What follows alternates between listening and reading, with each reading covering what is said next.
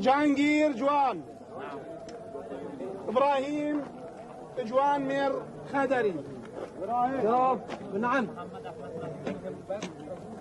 جعفر إبراهيم علي جميل زاهد جبارة. Friday, 19th of October 1984, 3:30 p.m. These men, squatting in a close-packed group in the camp yard, are Iranian prisoners of war. Today is their last day of captivity in Iraq. They are about to be released and repatriated to their home country. In just over 24 hours, they will all be back in Tehran.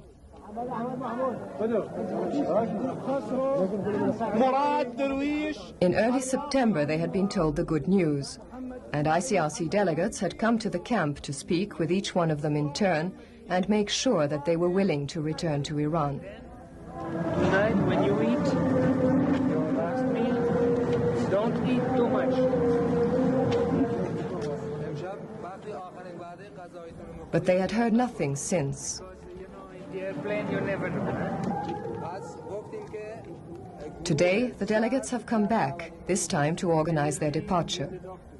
The Iraqi major calls the roll first, and the delegates call it again. The lists are checked and counter-checked. All the prisoners are counted again. No one is missing.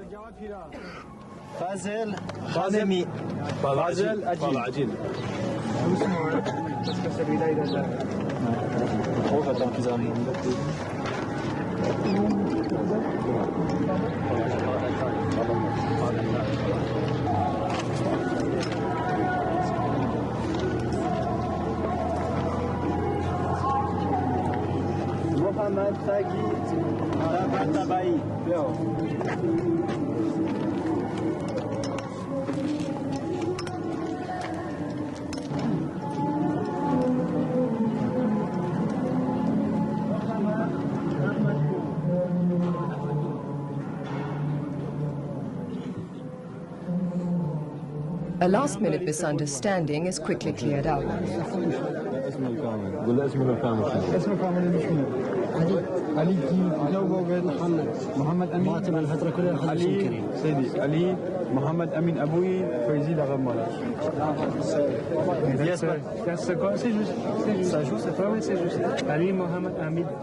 Identification numbers have been allotted to the prisoners to make sure everyone is present throughout the operation.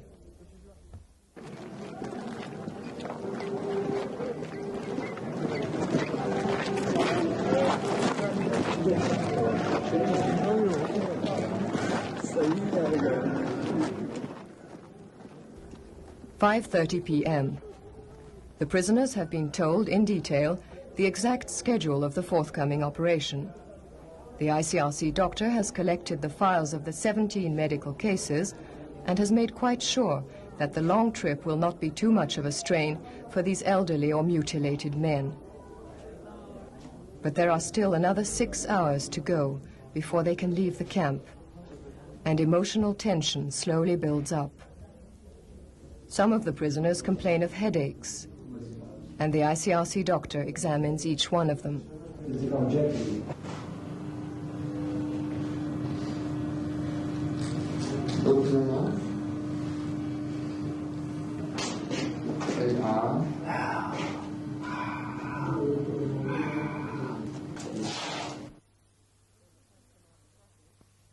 In the camp commander's office, there is nothing left for the delegates but to wait too.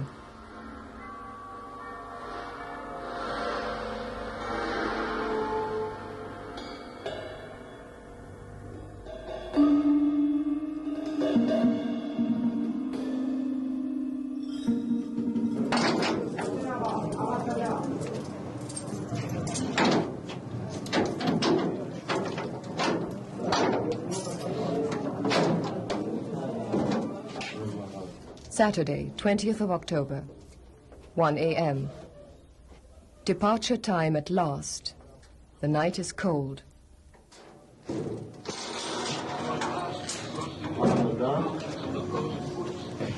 So, we are going to count all of you to start again. If anybody is missing.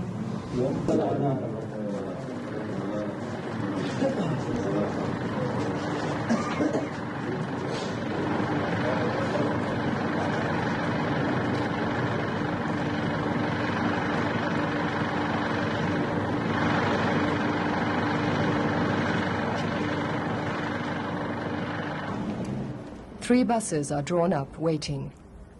The prisoners, divided into 3 separate groups, climb in.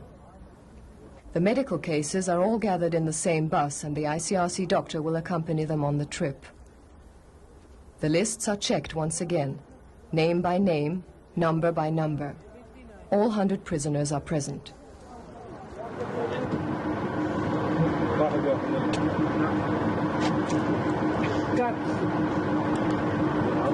En arrière. 7. En avant.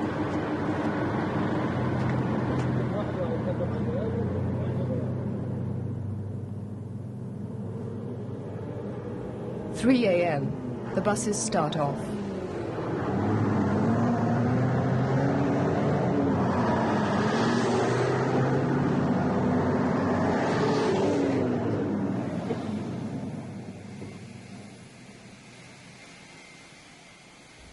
At 6:30 a.m.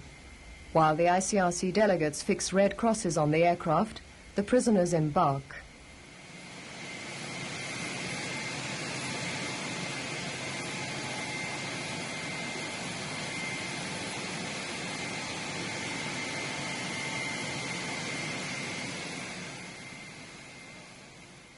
Their last steps on Iraqi territory.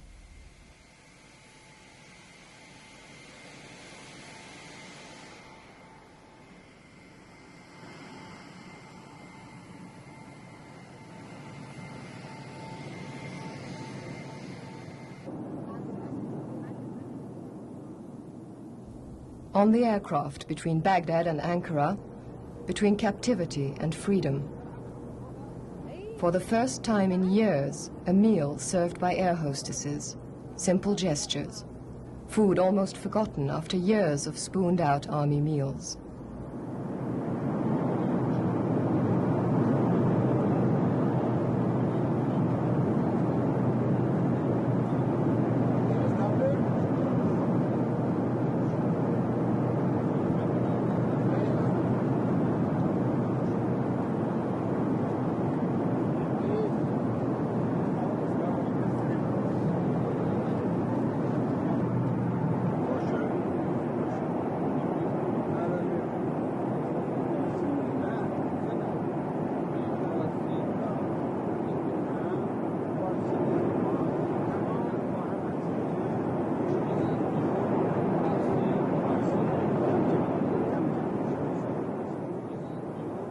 For some of the men, the emotional tension is almost too much to bear.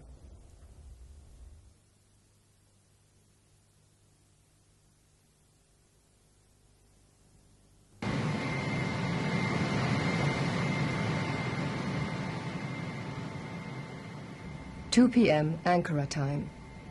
The prisoners' reception has been organized by the Turkish Red Crescent Society, whose volunteers escort the disabled soldiers. Tents have been erected with a medical unit and sanitary appliances. Hot food is served. Everything has been provided to make the waiting comfortable, at least physically, since the Iranian aircraft has not yet arrived.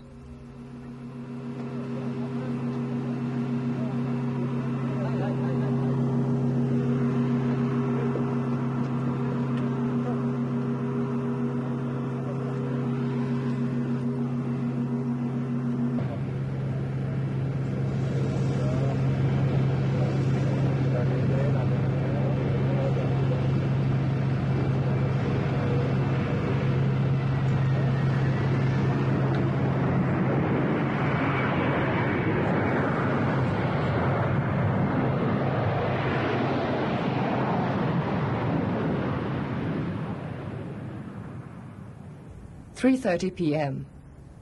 The Iranian aircraft has flown in ICRC delegates and representatives of the Iranian authorities, but no released Iraqi prisoners. For this operation is not an exchange, it is a unilateral release.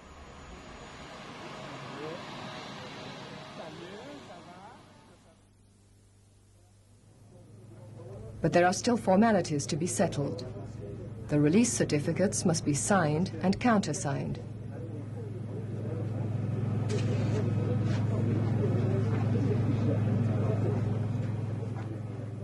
mere words on a piece of paper, but words that must state the facts without displeasing any of the parties. An exercise in diplomatic language, negotiations, another hour's delay, the endless last minutes before going up the gangway for the final leg of the journey.